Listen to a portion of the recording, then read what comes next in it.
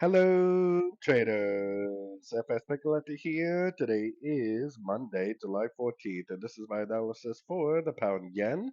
And we're going to start off on the daily time frame. So on the pound yen, I mean, yes, we are kind of drifting down a little bit, but the trend is very heavily up.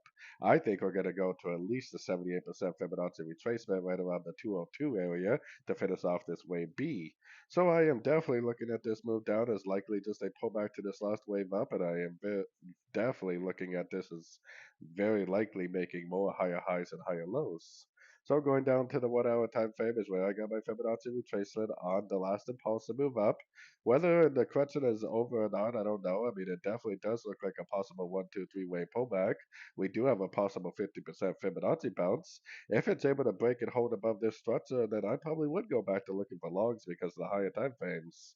Whether or not it does that, I don't know. I mean, it could possibly push down to the a lower Fibonacci level before it pushes up. And actually, looking at this, we actually had to switch our Fibonacci retracement around because we had it backwards, so like this. So maybe it's going to push down to like the 61%. Maybe it's going to break and hold above structure and just continue up for here.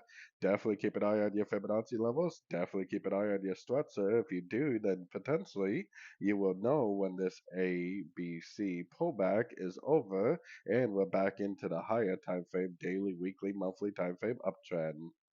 So anyways, don't forget to check out my free Discord channel, link down here in the corner. Take a look at my website, fxpipcollector.com. And as always, thank you for watching and happy trading.